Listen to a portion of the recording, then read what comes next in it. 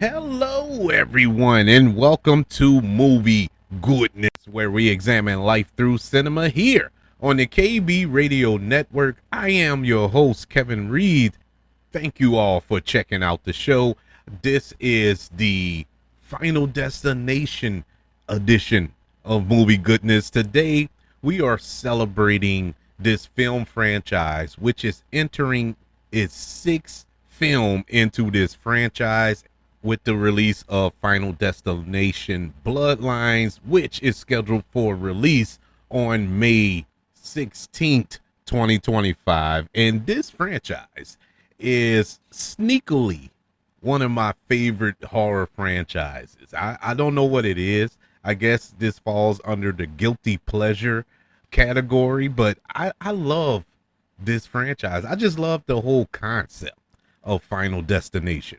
The whole thing of a premonition happens before this major tragic event, and the survivors of that, or those who avoid the tragedy, are hunted down one by one by death itself. And off of that premise, I mean, you can make a million Final Destination films, and we've got six, so we're well on our way. But at this point, I thought there would be more. I thought there would be more of these films, and I understand, like, once you get to a certain point, it gets kind of stale, so you got to step away for a while. And this franchise definitely did step away for a while, for what, 14 years since the Final Destination 5 came out.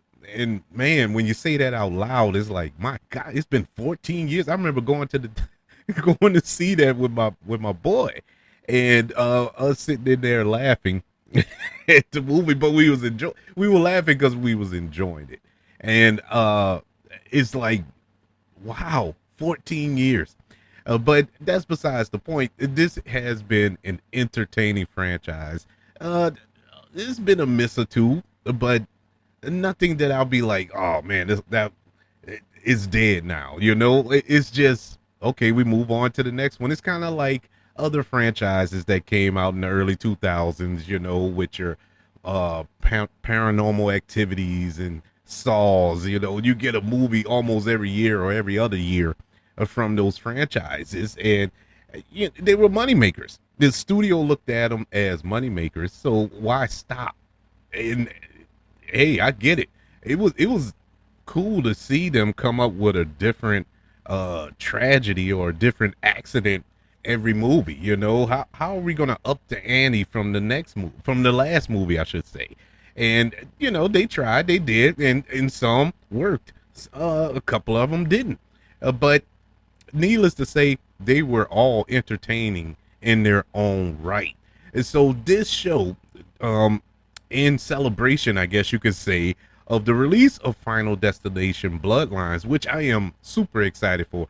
Aside from the fact that I like this franchise, that trailer and the premise to that film actually looks really, really good. It has the potential of being probably one of the best in the franchise. I'm gonna go ahead and throw that out there now. I'm probably gonna go see the film and be let down with standards set that high, but it really looks good. I love the concept because they're kind of twisting the whole core of the Final Destination lore, but still staying true to it at the same time. It's a little crazy to try to explain, but it made sense when I was watching the trailer. It got me really, really hyped up, and I'm excited for it. So in celebration of the release of that film, we're going to rank the previous 5 films, the released ones in this franchise,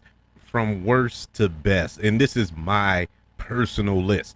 If you see it differently, if you feel this one should be number 1, or that one should be the worst, or this one should be more like the third one, that's your list, and I'm not going to argue with you. It hits differently. It's all subjective. Everybody has their own opinion. But for somebody who really loves horror movies, I really took my time on this. I went, sat down one weekend about, I'll say about 2, maybe 3 weeks ago, and I went through all 5 of these movies back to back to back to back to back, and it was a good sit down because I started around maybe 3 o'clock on a Friday afternoon, and it was just random. I wasn't even planning on doing a show on it, but I had like seen the trailer for Bloodlines, and I kind of, got a little excited. So I was like, man, let me go back and watch the first one. And I was just gonna watch the first one. So they're all on Max. At least they are at the time of this recording. Uh, I went back, watched it, and I enjoyed it so much. And when the movie finishes, and it'll say, "Oh, next up, you can watch. If you like this, you can watch the next one." Final Destination 2. So I went ahead and watched that one too. And once that one was over, because I vaguely remember too, and so once that one was over, I went ahead and said, "You know what? I'm in it now. I didn't watch 2 of them. I might as well go through the other 3." Because I haven't seen them in a while, and so I just watched them all that night. And I forgot what time I finished. Uh, at the end of 5, I want to say it was probably it was probably around 1 or 2 o'clock that evening. I just watched them all. You know, no interruptions, and I had a good time that night. I really did. I loved this. It made me reappreciate this franchise. And while I was sitting there watching them, I was like, man, which one I liked better? Which one didn't really hit? I said, you know what? That would make a good show. And so here we are. Here we are. I'm going to rank all 5 of these films in anticipation for the new edition and have some fun with it. This isn't a review. I'm not going to review all 5 films. We'll be here. This will be the longest show I ever did. So I don't have time for that. And I know you don't have time for that. So I'm just going to rank them, and I will touch in on them. I will discuss why I have it ranked where I have it ranked at, but not a thorough breakdown of each and every film like we normally do when we review a film here on the KB Radio Network. But we're going to have some fun with it. But before we get into the ranking, let's discuss how this franchise came to be and what this franchise is all about. It's a horror franchise, of course, and it consists of 5, you might as well say 6 films now, 2 novels, and 2 comic books that are based on this franchise. It was based on an unpublished or unproduced spec script from Jeffrey Reddick, and it was originally written for an X-Files television show. This was going to be an episode of the X-Files, believe it or not. And I think X-Files, the producers, rejected it. And next thing you know, they produced it and made it into a movie. And the rest, as we say, is history. But all of his films is set around the premise of a small group of people who escape impending death after one individual has a sudden premonition and warns them about a major disaster that is about to occur. After avoiding their foretold death seen in these visions, the survivors are later killed one by one in bizarre accidents caused by an unseen force by creating complicated chains of cause and effect. As I said before, this was written by, at least the first film, was written by Jeffrey Reddick. And he came up with this premise after he read a story about a woman who was on vacation and her mom called her and said, don't take the flight tomorrow. She was about to come back home and her mom called her and was like, don't take the flight tomorrow. I have a bad feeling about it. And so the woman switched flights. She listened to her mama like a good child should. And she switched flights, and the plane was that she was originally supposed to be on crashed. So he was intrigued by that story, and that was a true story. And so I guess you could say technically the Final Destination film franchise is based on a true story. And so, originally, having written the script for an episode of The X-Files, Reddick decided to turn the script into a feature-length film at the behest of one of New Line Cinema's colleagues. After developing the feature idea, New Line Cinema hired Reddick to write a screenplay. James Wan and Glenn Morgan were later brought on board to write the shooting script and make alterations to comply with their standards. And Jeffrey Reddick has sole story credit and shares screenplay credit with James Wan and Glenn Morgan. And those two gentlemen have collaborated on a lot of projects and some successful ones as well. They have teamed up with The One. You remember that film with Jet Li? They worked together on that. Willard, that remake, they worked together on that. Along with Final Destination, they also came back to do Final Destination 3, Black Christmas, and that probably one of the worst films ever made. And I mean, I'm not even throwing it out there just to be controversial or to say anything out of turn. I think everybody can agree. Dragon Ball Evolution. Even if you're not a Dragon Ball fan, if you never watched the anime or nothing like that, you can agree that that was the worst movie ever. But aside from feature films, they also worked on television. They worked on the X-Files, which I'm assuming that's where they met Jeffrey Reddick, and a number of other shows, 21 Jump Street, The Commish, a lot more. But they are kind of mainstays in Hollywood. Yeah, I haven't seen much from them in a while, actually, since Dragon Ball Evolution, which I can understand why I haven't seen much from them in a while. But they at that time in 2000, yeah, they were the ones to get. And James Wan directed, and Glenn Morgan, he helped write the screenplay and whatnot. And this got the ball rolling on, I'm pretty sure nobody imagined, a film franchise that has lasted for 25 years. And without further ado, let's jump in to this list. 5-1. We're counting it down. The Final Destination film rankings. Let's start with number 5. And number 5 is disappointing. It's disappointing on a lot of fronts, because this film, this addition to the franchise, was filmed here in New Orleans. And so I had a lot of hopes for it. And, whenever a movie is filmed in or around the New Orleans area, I get excited for and I cheer for, because I want it to succeed so more films can come and film down here.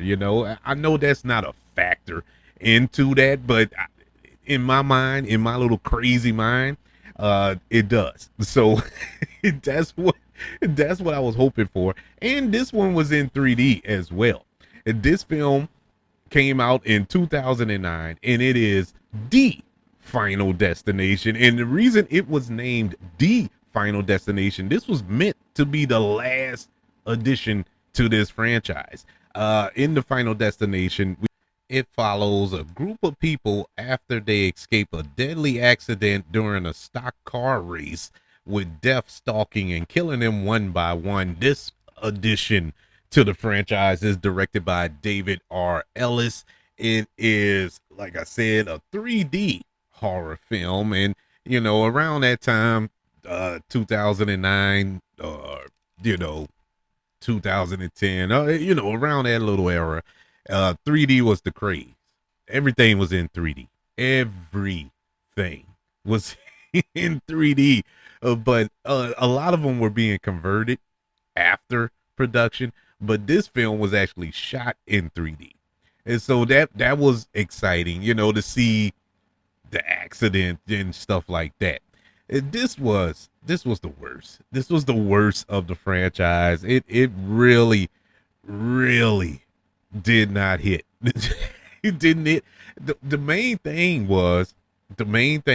that took me out of it was the accident, was the life changing thing, with this car wreck at this racetrack, and the wreck caused the stadium to crumble and all this. It was silly.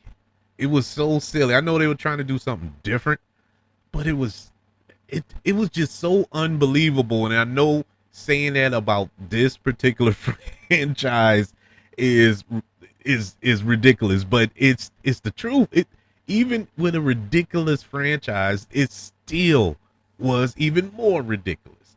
And this was probably the only one that I can think of that is kind of standalone in the franchise. The other ones are kind of connected to one another in some shape, form, or other. It's not directly, but they're connected. This one was not connected with the other films at all. And that's another reason why it kind of didn't work. But, the kills in it is, you'll never hear me complain about the kills in all of these movies because there are innovative ways and stuff like that. But like I said, this one was more silly and goofy in the way, in the matters of the way people were taken out, and it just didn't flow.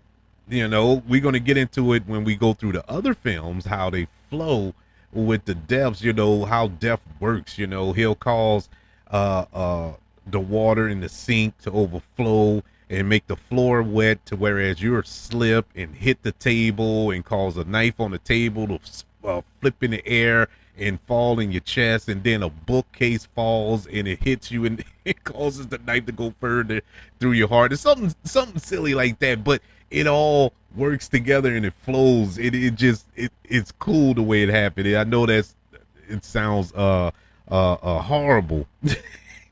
Horrible for me to be celebrating that, but I'm in the context of a film, not in real life. In the film, it was cool.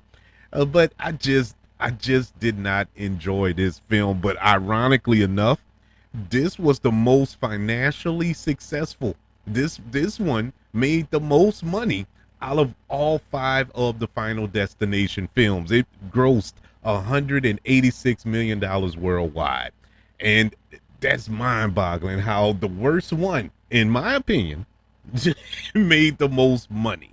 But hey, like I said, it's all subjective, but that's my placement for the Final Destination, which came out in 2009. It lands at number 5. Coming in at number 4 on the list is the second film in the franchise, and it is Final Destination 2, which came out in 2003. This film is once again directed by David R. Ellis, and it's kind of odd that both of my bottom movies were directed by David R. Ellis. He didn't direct any other ones in the franchise, but the 2 that he did direct landed at the bottom of my list. And and that's not a testament to David R. Ellis, who passed away a few years ago. He directed Snakes on a Plane as well, and I love Snakes on a Plane. But these 2 films in this franchise, not so much. And like I said, I don't hate these.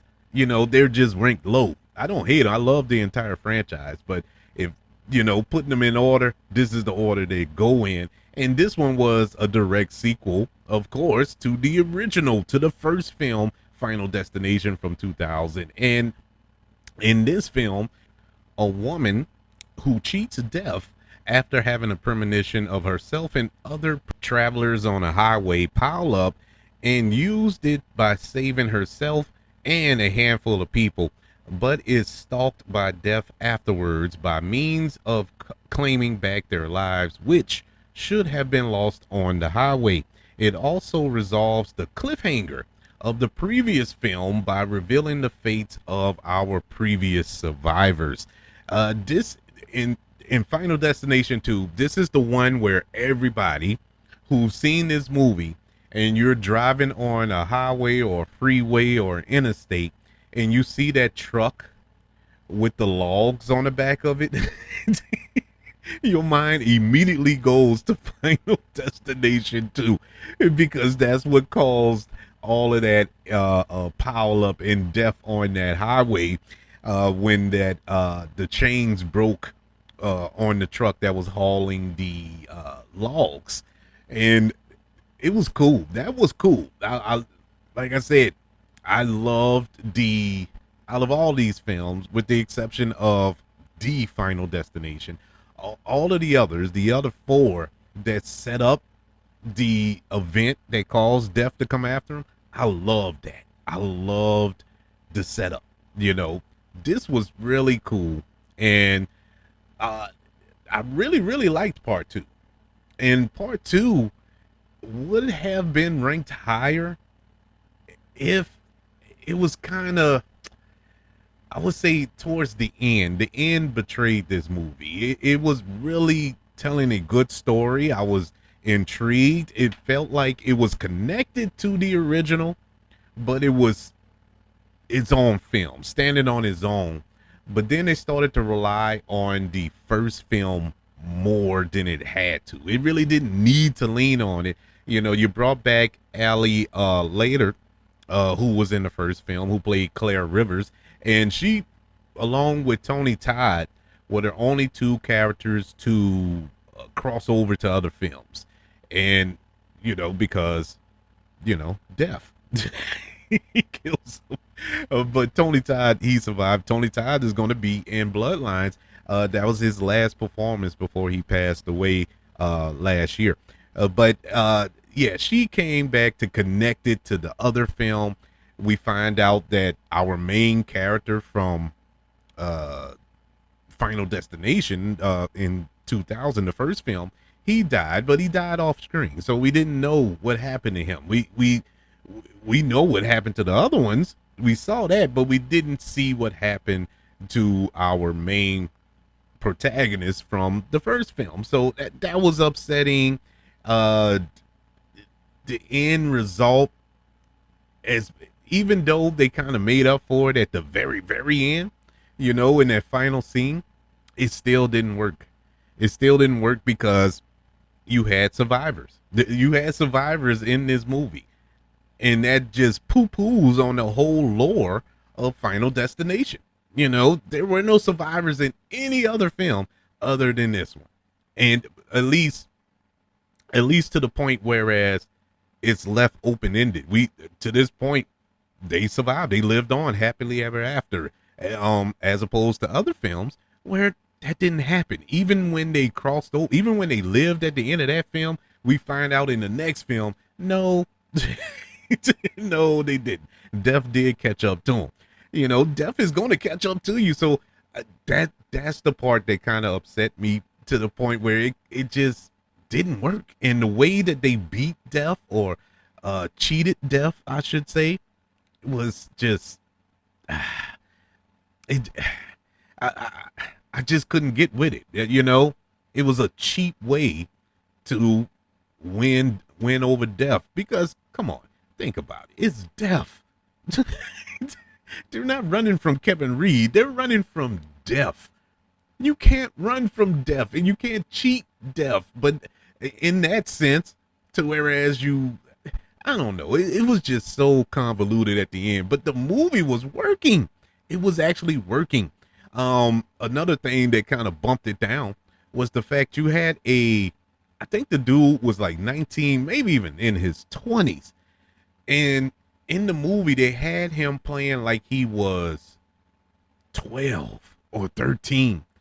And that's how it was written in the script. And I read somewhere that they didn't change the age of the character, even though they cast this guy who was much, much, much older. It was written for a 12-year-old, but they cast the guy that was basically in his 20s, and they didn't change it. So he had to act like he was 12, but he came off as being slow, you know, special. And it really threw you off. At least it threw me off. And I just could not get with that. It was just sad when Death caught him, even though that was probably the most innovative, funny way to kill somebody in that moment. But that character just was not working, and you didn't feel any sympathy but laughter. That's the only emotion that you could you could display at that moment. But yeah, that's why this one ranks as low as it does. But aside from that, I mean, the story was working for the most part. You know, pros and cons. There's more pros than cons, but uh, it was just the cons were big, and it took away from this one. At number 4, it is Final Destination 2, which came out in 2003. This film grossed $90 million worldwide.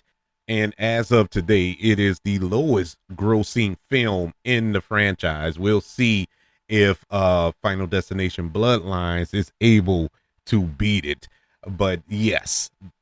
But our next film at number 3, if I would have made this list before I rewatched all of them a couple of weeks ago, this one probably would have been at number 1. This how much I held it in high esteem. I love this addition to the franchise, but once I rewatched them all, it kind of fell behind, but it still didn't take away from my love and respect that I had for this film. It is Final Destination 3, which comes in at number 3 on my list. This film came out in 2006. This film had a returning James Wan directing, who directed the first film in the franchise. And this one is also kind of a standalone in the sense of it's not really connected to the first film. All of the other ones connect to the first film in a kind of a offshoot way. But in this addition to the franchise, Final Destination 3, it takes place 5 years after the first film, and a college, or should I say a high school graduate who has a premonition that a roller coaster she and her classmates are riding on will derail. Although she saves some of them, death begins hunting the survivors. She realizes photographs that she took at that amusement park contains clues about her classmate's death. This was the most innovative way out of all 5 films that Death took out and left clues, left little Easter eggs. The premonition wasn't just a vision. It actually lingered throughout the whole time they were at that amusement park, with her pictures. And when you look at the pictures, it didn't show how they would die, but there were subtle clues in every photo that showed how they were going to die. And so her and this other guy, who survived, they're trying to get Death to skip. If they were able to stop it, Death would skip over them. And so they're trying to stop that person by studying the pictures and seeing, oh, there's a fan in the background, or there's a knife in this background, or whatever the case may be, or they have their head, exposed in this kind of way. It was so cool the way they did it here, and the accident, the derailing of that roller coaster, the way that was shot was also awesome. I love that. Who's the actress here? She's Mary Elizabeth Winstead. She's the main star here. She did cool. She was a cool final girl in this horror film. I liked her in here. What makes this film stand out a lot more than the other ones, you felt Death's presence in this movie, as opposed to just happy accidents or unhappy accidents in the other films that took out everybody. You felt the presence of Death, like putting things in order, like they did in the first film. You felt the presence of Death in the first film. You felt the presence of Death and a couple other ones, but here you really felt them. It was like a hand, like an invisible hand. The way the camera moved and stuff would move into place.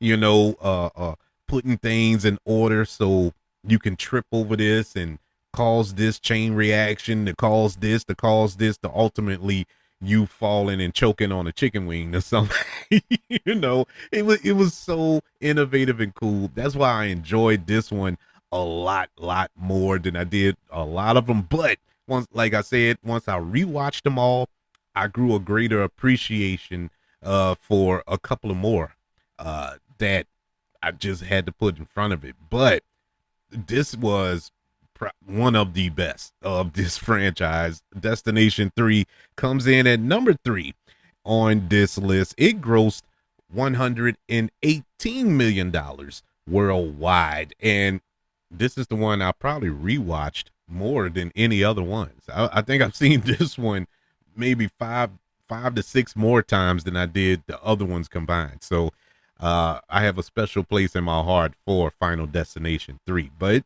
it still lands at number 3. And so we move on to number 2, the runner up in the Final Destination film rankings.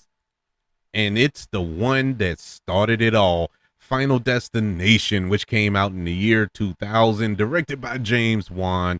This film is so good. And like I said, if I wouldn't have rewatched these movies, I probably would have had it lower because I vaguely remembered it. So when I rewatched it, I was like, man, this movie is better than it's supposed to be. And it's surely better than I remember it being. And this movie is really, now I'm not saying, oh, it was robbed of an Oscar that year. I'm not going that far. I'm just saying it was so good. It was so good. In this film, a teenager who cheats death after having a premonition of a catastrophic plane explosion. He and several of his classmates leave the plane before the explosion occurs, but death later takes the lives of those who were meant to die on the plane. As I said to start off the show, this is where the premise of this entire franchise, or I should say just this film, came to be when the writer Jeffrey Reddick read a story about a mother who called her daughter who was on vacation and said, don't get on the plane tomorrow. Don't get on that plane. So she switched planes, and the one she was supposed to get on crashed. And so it was I don't know if anybody looked into that with the mom, like what's going on.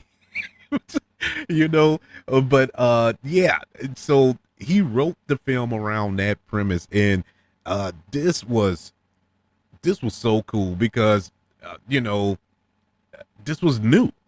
You know, around this era, we're getting slasher movies. We're getting the mass killers coming after teenagers on prom night and stuff like that. You know, your typical teenage horror movies, and they have their place. You know, I enjoy them for what they are, but that was the norm. And so we have this supernatural horror film with teenagers and with death coming at them. You don't have a mass killer. You don't have a serial killer or a zombie or a vampire or a werewolf or none of these other things. You have death, this invisible force, you know, or this spiritual force or whatever, however you want to call it, coming after you that you can't fight. You can't, you know, shoot. You can't blow up in a building or run away from. You know what I'm saying? This is something that is real, because like it or not, people, death comes for us all. At one point, we're all gonna leave this earth in one way or another. Hopefully, is peacefully in our beds, but in this case, when it comes to these horror films, not so much. And you know, it really hit with me a lot because I have a fear of flying. I only been on a plane once, well, technically twice, to get to Las Vegas and to get back home. But those are the only two times I've been on a plane, and that was recently. I have never flown. I'm scared to death, dude. I'm scared to death of flying. And so you had this movie. You had this movie where the plane explodes and all this. It's like, no, man, count me out of it. Count me out of it. That alone frightens me. But the way that death takes out the survivors of that plane was, oh my god, it was so cool. You're seeing decapitations in weird ways, and it's freak accidents. It's not like these convoluted things that you know you cook up in a visual effects lab or something like that. These are things that technically can happen, you know, uh, just home accidents, or you know what I'm saying, getting hit by a train or getting hit by a bus, walking out on the street and a bus come and hit you, and stuff like that. It's just simple little things, but there's the way it was shot, the way it was filmed, made it frightening. Uh, that's what kills me, no pun intended, about this franchise. It's normal, everyday things that can take you out. What's more frightening than that? You know what I'm saying? And so, yes, that's why this film ranks so high on the list. And it's the original. If it wasn't for this one, if this one didn't work, we wouldn't be getting Final Destination Bloodlines in a couple of days here. And so it's you know, this had to work, and it definitely did work. Really enjoyed it, and when I rewatched it, I was blown away because it was like watching it for the first time. I'm like, man, I don't remember this being this good. I really did, and it felt good watching it. And like I said to start off, I said I was just gonna watch the first one, but the first one, when I rewatched it, I was like, man, this was good.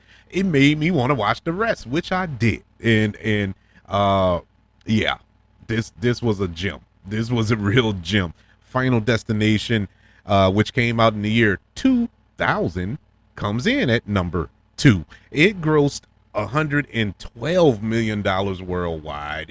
It was the only one in the franchise that I would really consider horror. It's the one that I would consider a scary movie. It you know, not frightening, whereas you hiding under the bed, you know, from the boogeyman, but I would say that it's the only one that will make you jump. You know, it actually had legitimate jump scares in this film. And so that leads us to our number 1 film in the Final Destination film franchise, which probably, if you're a big Final Destination head, you're probably going to be mad with it. But I mean, I don't know what it is. And trust me, I get it. But for some strange reason, I love this movie more than the other 4 movies in the franchise. And it is Final Destination 5, which came out in 2011. This was directed by Stephen Quayle. And in this one, a young man has a premonition and saves a group of people from death when a suspension bridge begins to collapse. However, they soon learn that they cannot escape death's plan. This one came out after the Final Destination, which was supposed to be the last one, but they threw this one in after, you know, especially after it made so much money. The Final Destination made a lot of money because it was supposed to be the last one. And so I guess a lot of people treated it as an event, and so they went out to go see it. And it made so much money, the studio said, well, we can't stop there. We got to keep going. And they came up with this one. And I'm not mad at it. We're better off for it. I really love this movie. I just love everything about this movie. I don't know why. I don't know why it's my favorite. And I know this is odd. And I know this isn't your conventional ranking talk. You know, you're supposed to have a thorough, thought out explanation as to why it's number 1. I honestly can't give it to you. I tried to realign this list and put it somewhere else. I just couldn't. If I would have did that, I would have been untruthful to me, which in turn would have been untruthful to you. And I made it a point. I've dedicated this show to tell you nothing but the truth. And the truth is, this is my favorite Final Destination film. Can't put my finger on it. I loved the sequence with the bridge collapsing. Absolutely loved it. I loved all the deaths. You know, they were funny. They were innovative. They were cool, you know. And what really put it over the edge, when I sat in the theater and watched this in 2011, I sat there just thinking it was going to be a random Final Destination film. And I know this is a cheap pop in a way. This is a cheap reason for me putting it at number one, but it's my reason nonetheless. I sat there in the theater. I sat there in the theater, and as somebody who has been watching movies their whole life, have been going to the movies their whole life, who have dreamed of making movies their whole life, and just engulfing themselves into movies and films and TV shows his whole life, I'd like to protest that I've seen it all, I've heard it all, and you can't get one over on me. This movie got one over on me. I sat in that theater and did not realize for the entire runtime of this movie until the very last shot of the film, I did not know that this was a prequel to Final Destination from 2000. Did not connect the dots. Now, when you go back and watch it now, you see all the pieces. You see the flip phones. You see that the cars, the style, the stuff they were listening to on the radio and things like that. They hinted to it. They never said it in the movie. They never just spilled out that this was 1999 or whatever. They never said none of that. They let you figure it out yourself. And me being an idiot, I did not know. Now, I know I'm saying this, and I know there are people who are screaming into their phones, their TVs, or wherever you're listening to this show, which I appreciate, by the way. You're an idiot, Kevin. How you didn't know that? I picked up on it the first scene. Oh, I saw it when they was in the van or on the bus or whatever. Hey, good on you. You're a smarter person than me. I didn't get it. It went completely over my head the first time I watched it. I just couldn't believe it. And in that final scene, when our protagonist gets on that plane, and it still didn't dawn on me. And I knew the movie wasn't over, but I'm like, okay, so they're going to do the plane crash thing, to kind of bookend this franchise. And all of a sudden, you see the characters from the first movie getting drug off of that plane. And all of a sudden, it clicked. This was the prequel. I'm sitting in there, and I'm like, you gotta be kidding me. And I didn't say kidding. I'm like, you gotta be kidding me. Are you serious? And all of a sudden, the plane explodes with our main character of this film still on the plane, as our protagonists from the first film are safely on the ground. And it's like, wow, good job. That's good writing. I don't care. I know this is a cheap throwaway franchise, but that's good writing, man. You got to hand it off to them. The director and the writers of this film, they did a good job of hiding that. Even if they didn't hide it, like I said, on rewatch, I knew it because I've seen it. Even on rewatch, I still had a good time watching it and appreciating what was to come and how we got to that point. Everything was earned, It's such a good movie. Look, I know that this is a subjective list, and I know a lot of people are going to have a different list if you're a fan of this franchise, or a reordered list. But to be honest with you, you can't go wrong. Other than the Final Destination, that's got to be everybody's number 5. I really can't. If your list doesn't start off with that, I don't want to talk. But anyway, but I'm just joking. But it is a really good franchise, and my number 1 is Final Destination 5, which came out in 2011. This film grossed $157 million. It's the second highest grossing film in the franchise, and it's worth every penny. It deserved every penny. It was really, really that good, and kudos to them, and kudos to this franchise, man. This is a fun franchise. are real fun.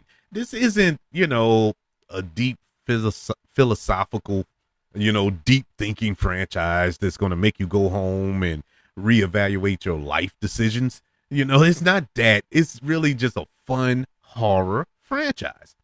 And that's what got me hyped up for this new addition into this franchise. I can't wait to see it because I would love to see where I'm going to put that one on this list. Now that it has expanded to 6.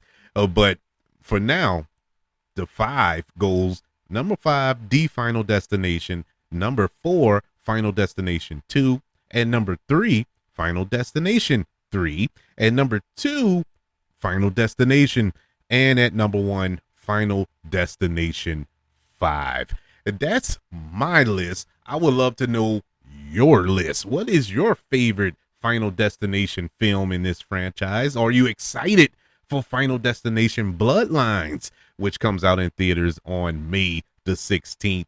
Let me know by email, kbradiopodcast@gmail.com. You can also search for the show on all social media platforms. Just search for the KB Radio Network. Also, don't forget about YouTube, ladies and gentlemen. Subscribe to the KB Radio Network channel and like this video if you don't mind. Don't forget about the 5 stars, the reviews, and sharing the show if you're listening on Apple Podcasts, Spotify, iHeartRadio, wherever you are currently listening to Movie Goodness here on the KB Radio Network. Everybody, thank you for joining me for this edition of Movie Goodness, where we ranked all 5 of the Final Destination films. Want you all to know that I love you. Continue to love everyone. And until we speak again, you all be blessed.